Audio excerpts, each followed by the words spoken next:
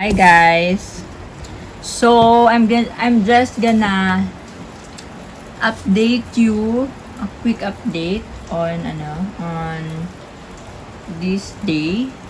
So medyo matagal-tagal na rin since nung huli kong vlog, and napag-isip-isip ko na update muna ako ngayon. And so ngayon nga pala guys is August 8, and I'm filming and I'm recording this video na magwa-1 na, 12:59 to be exact. So right now, since kanina umaga, medyo madami na ako nagawa. Nag-laundry ako, and then syempre nag-breakfast, and then medyo kanina nagbasa ulit ako ng aking youth Bible. Ito yung sinasabi ko sa inyo guys dati. Yung Bible, and medyo malapit na ako guys matapos. So yung mga nakikita nyo mga ganito, mga sticky notes ba tawag dito? Basta yung mga ganyan. Yan yung mga palatandaan ko na yun yung per verse. So ito yung malapit na siyang matapos, and ang bala ko itong gawin guys is after is ang pag daily kasi or pwedeng pag weekly siguro kapag kasi ang alam kong pagbasa ng Bible guys is yung may guide. Alam niyo sa Catholic Bible, yung may guide per day na mga verses na nakalagay kung ano yung verse ng for this day, ano yung verse for this week, ano yung verse for the Sunday, ganon. Ito kasi wala. Pero ito kasi guys is siya, may mga line na para guided ka. May line para dun sa sa way ng storyline. Kasi ito story siya Yun yung may mga line. So nandito na ako sa number na ba ako? Lapit na matapos pero madami pa din. Ang problema, hindi naman siya problema, medyo struggle lang guys is, tingnan nyo kung gaano kaliliit yung mga letter.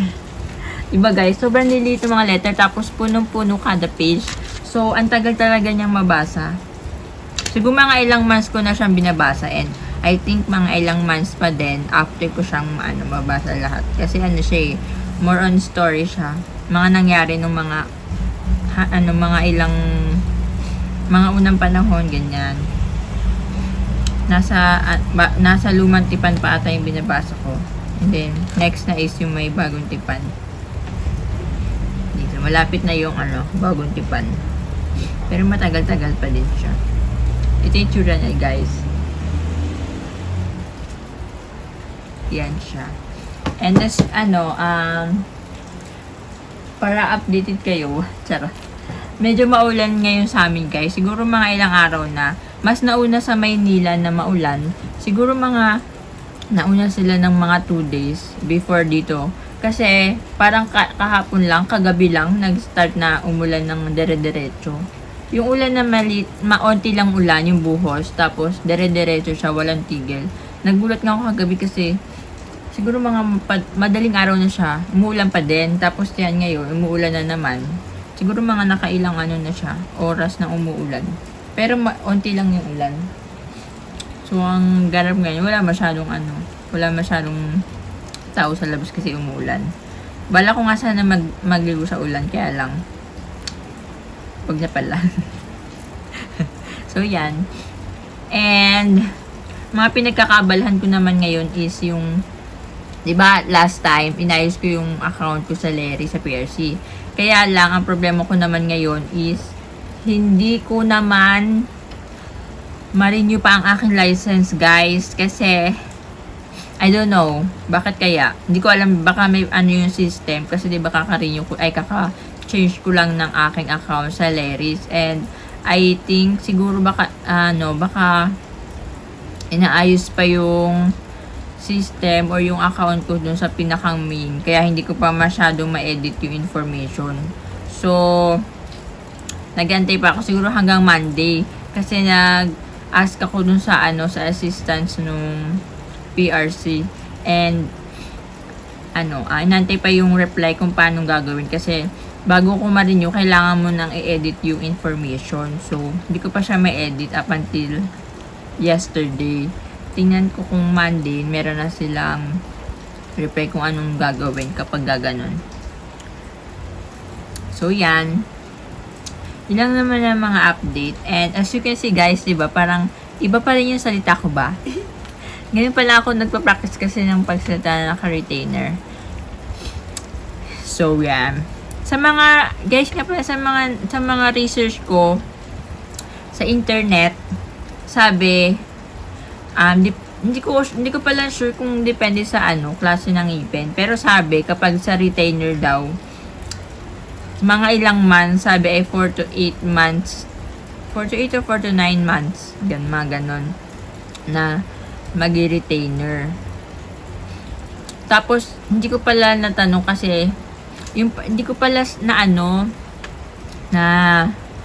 tanong din kung, kasi dito sa may bandang baba nung ng teeth ko is medyo yung isang bagang na siya, nag-widen na, medyo lumabas na ng konti, and parang nakikita ko is parang hindi pa siya ganun ka-line nung isa kong bagang.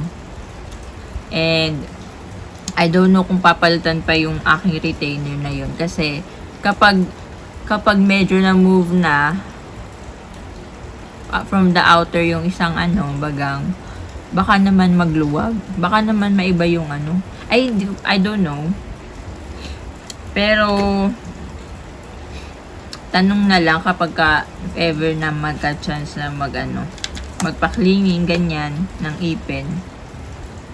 Pero hindi pa naman yan baka matagal pa kasi medyo hindi pa naman yan, bago pa lang naman yung retainer ko.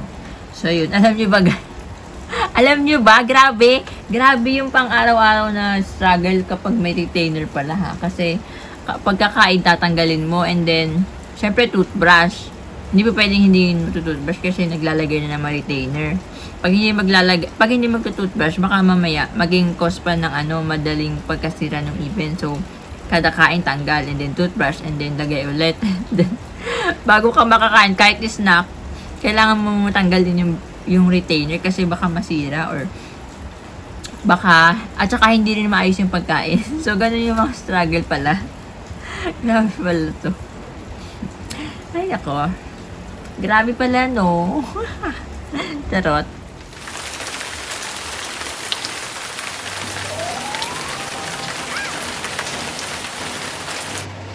Say about your face.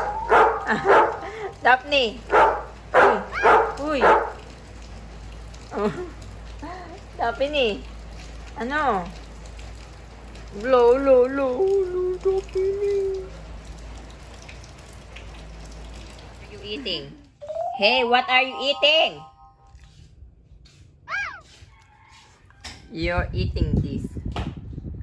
We have a snack. Saba. This one is banana Q, and this one is anong English ng pritong saba. Hey, gusto mo pa Daphne? Hello.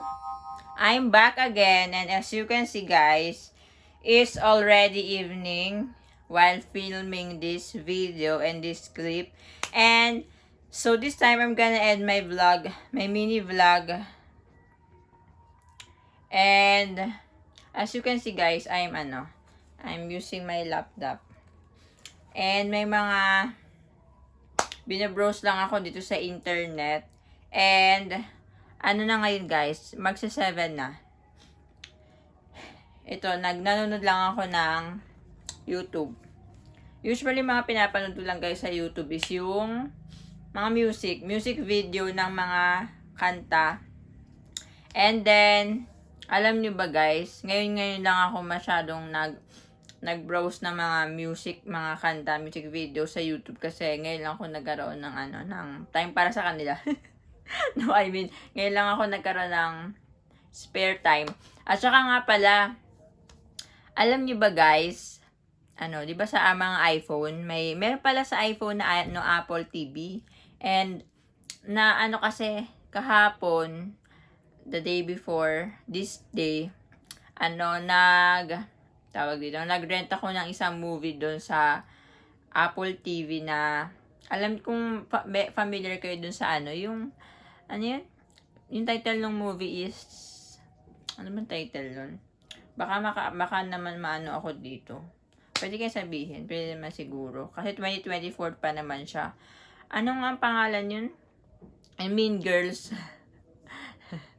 Yung kasi Mean Girls, guys, is ano na, may 2 seasons siya, Mean Girls 1 and 2. And then yung bago, last 2024, is ano, na biniligan nila ng twist. Bago na yung mga artists. Tapos, parang bago na rin ata yung character or yung mga pangalan ng mga bida. Nagtaka nga ako kasi 'di ba sa Mean Girls, yung parang na-recruit nila doon na bagong student is 'di ba taga Africa. Yung ngayon naman, yung bago is taga Kenya naman. So, ganun yung tipo ng ginawa nilang pagbabago. Yung bansa, tapos yung mga mga artist, yun yung mga ginawa nilang pagbabago. And, so, parang usually ganun lang yung mga ginagawa ko from the past few weeks. Kasi, nga pala guys, hindi ko na kayo na-update dun sa hindi ko na kayo na chikahan. Kasi most like yung in-upload ko video last video ko, last upload ko is yung fiesta dito sa amin. Medyo ang na-upload ko lang is na-record ko lang is yung sa Zumba, no? Yun lang kasi yung ganap ng fiesta. So, hindi ko na masyado sa inyo napakita kung ano yung ganap sa loob ng bahay namin. So, yun na nga. Madami rin mga bisita and then okay din ang panahon. Hindi katulad nung dati na medyo maulan. So, ngayon okay naman, mainit naman, maaraw. So, yung mga na may mestahan, yung mga bisita, nakapunta naman sila sa mga bahay-bahay. So, kasi dito sa amin guys, kapag piyesta, parang Pasko, kapag Pasko kasi sa amin, madaming mga taong lumiligid-ligid, madaming taong mga pauli-uli, ibig sabihin na may mesta yun. Pumupunta sila sa iba-ibang bahay para makikain. Hindi, para makapag-celebrate sa feast ng aming parish priest na si Saint Ignatius de Loyola. So, pag Pasko din naman sa amin, ganun din. Yung mga tao lumiligili kasi namamasko sa mga bahay-bahay. So, ang difference lang is, walang binibigay. Kumakain lang sila. Pag Pasko naman, hindi naman kumakain. Hindi naman nakikikain lahat ng mga pupunta ng mamaskuhan. Ibig sabihin, humihingi ng mga gift or pera, ganyan, pagkain, ganun. Pero pag fiesta, kain naman siya. Kain na naman yung ginagawa. Alam niyo ba guys, dati ang ginagawa namin, mga estudyante pa kami, unang bahay na pinupuntahan namin, konti lang yung kinakain namin. And then, sa second house na pinupuntahan namin, konti pa rin. And then, sa susunod, konti. Para nakakarami kami ng bahay. Ganyan yung ginagawa namin dati. Para hindi kami mabubusog agad. Di ba ganun pag sa mga buffet? Para hindi ka mabusog agad. Konti lang yung mga portion na kinukuha mo. Parang ganun lang yun sa pagfestahan dito sa amin. Kasi pagfestahan, maramihan ng bahay. Kasi syempre, di ba, doon mo makikita yung mga ulam na, or yung mga pagkain na wala doon sa isang bahay, tapos meron doon sa isa. Ganon yung mga technique dun, guys. So, yun lang naman yung mga share ko ngayon, since gabing-gabi na sa amin ngayon, and dito ko lang muna i-end yung aking mini vlog, yung mga kaganapan. Hindi ko na masyado napakita sa inyo, guys, yung mga pinaggagawa ko kanina, kasi kanina may pinuntahan ako sa kabilang tawag doon, puro, basta doon sa tindahan, may kinuha lang ako, hindi ko na napakita, nakabike ako doon guys, and hindi ko kasama si Daphne. So, yun lang naman ang mga kaganapan. Maybe sa mga susunod na araw, mag-vlog na ulit ako, kasi itong mga nakaraan, medyo hindi ako nag-vlog kasi may mga, nagkakaproblema kasi yung camera ng cellphone ko. Minsan wala, minsan naman meron. Napapaisip tuloy ako na bumili ng panibagong cellphone kasi ang dami-dami nang nasisira dyan sa cellphone ko na yan. Tapos itong SIM ko naman, Ito kasi isa kong cellphone, ewan ko ba dito. Para may tililing din kasi ito eh. Ito kong cellphone. Guys, binibenta ko na nga pala to ha. Itong isa kong cellphone na to. Ito ay ano, good as new. Alam nyo ba? Walang ano to, walang sira yan. Siguro ang naging sira niya lang is yung ito, yung screen. Kasi itong screen na to, napalitan ko na yan. Malaki na gastos ko yun. Siguro mga 10,000.